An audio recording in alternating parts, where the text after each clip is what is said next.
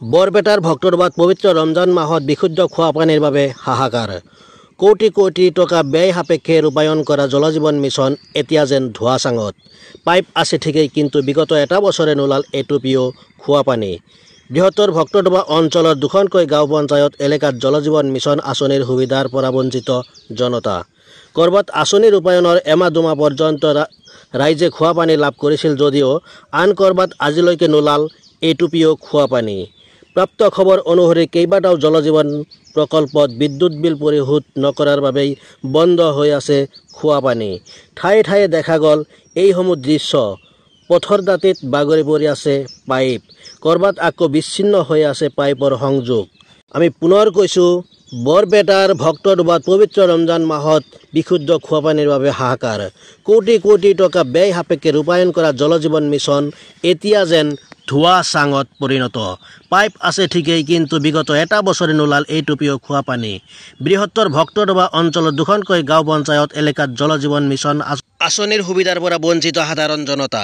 ক'ৰবাত আঁচনি ৰূপায়ণৰ এমাহ দুমাহ পৰ্যন্ত ৰাইজে খোৱা পানী লাভ কৰিছিল যদিও আন ক'ৰবাত আজিলৈকে নোলাল এইটুপিও খোৱা পানী। আমাৰ যিটো জলজীৱন মিছন আঁচনি 43 নম্বৰ দক্ষিণ পাকা গাঁও পঞ্চায়ত, লগতে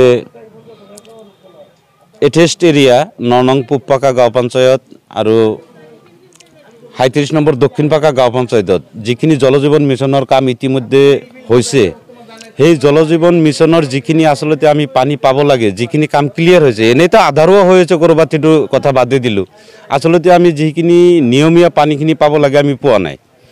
এতিয়া আমি চৰকাৰক আহ্বান জনাম, যাতে যিহেতু কোটি কোটি টকা খৰচ কৰি জনসাধাৰণৰ ভালৰ কাৰণে আঁচনিটো তেওঁলোকে প্ৰয়োগ কৰিছিল, আমি ধন্যবাদ জনাইছোঁ, ঠিকে আছে, ভালে হৈছে। কিন্তু আঁচনি এটা ৰূপায়ণ কৰাৰ পিছত যদি তাৰে পৰা আমি সফল নাপাওঁ, এনেকুৱা আঁচনি মানে থকাতকৈ নথকাই ভাল। আৰু যিখিনি তাৰমানে কণ্ট্ৰেকচুৱেল হিচাপে সেই আঁচনিত কাম কৰি আছে, আমি ঊৰ্ধ্বতম কৰ্তৃপক্ষক এইখিনি অনুৰোধ জনাম, তেওঁলোকে যাতে অলপ এইটো দৃষ্টিগোচৰ কৰে আৰু আমি সাধাৰণ ৰাইজে যাতে এটুপি খোৱা পানী পাওঁ তাৰ বাবে আমি আহ্বান জনাইছোঁ। মোটামুটি আপোনাৰ যিদিনাৰ পৰা আৰম্ভ হৈছে, আপোনাৰ ধৰক আৰু এটা দুখৰ কথা, যিখিনি পিলাৰ পানী পৰা যিখিনি পিলাৰ ঘৰে ঘৰে যিখিনি পিলাৰ দিছে, তাৰে 50% পিলাৰ এনেই বন্ধ হৈ আছে। ক'ৰবাত বাগৰি পৰি আছে, ক'ৰবাত পানী নোলায়, যদিও দুই চাৰিটাত ওলাই আছে, কিন্তু সেইখিনিত কোনো নাই। আজি ধৰক 4 মাহ 3 মাহ, বিশেষকৈ 1 মাহ ধৰি এক টুপি পোৱা নাই। আগত অলপ অলপ পাইছিলোঁ, 1 মাহ ধৰি অলপো পোৱা নাই। ইতিমধ্যে আমি আমাৰ দক্ষিণ পাকা গাঁও পঞ্চায়ত অন্তৰ্গত নলীৰ পাথাৰত যিটো জলজীৱন মিছনৰ টেংক দিছিল চৰকাৰে বা দিছে, আমি তাৰ পৰা কেইদিনমান পানী পালোঁ। কিন্তু অকস্মাত ছাডেনলি আমাৰ ৰমজান মাহ আৰম্ভ হৈ গ'ল। কিন্তু ৰমজান মাহ আৰম্ভ হোৱাৰ আগৰ পৰাই আমি এতিয়ালৈকে পানী পোৱা নাই। তেওঁলোকৰ কি প্ৰব্লেম সেইখিনিও আমি যদিও মানে জানিব খুজিছোঁ, কিন্তু এনেকুৱা কোনো বিষয়ববীয়া তাৰ ইয়াৰ ওচৰত নাহে যে কি হৈছে, প্ৰব্লেমটো কি। কিন্তু আমি যিখিনি মানে বেলেগৰ পৰা জানিলোঁ যে তেওঁলোকৰ বোলে কাৰেণ্ট বিল তেওঁলোকে বাকী আছে, যাৰ কাৰণে তেওঁলোকে কাৰেণ্ট দিয়া নাই আৰু যাৰ কাৰণে আমি পানী পোৱা নাই। কিন্তু চৰকাৰে যিটো প্ৰতিশ্ৰুতি দিছিল যে হৰ ঘৰ জল, প্ৰধানমন্ত্ৰী যিটো প্ৰতিশ্ৰুতি, সেই প্ৰতিশ্ৰুতি মতে তেওঁলোকে যিখিনি কাম কৰিছে ঠিকে আছে, কিন্তু সেই তাৰ প্ৰতিশ্ৰুতিটো ৰক্ষা কৰিব লাগিব।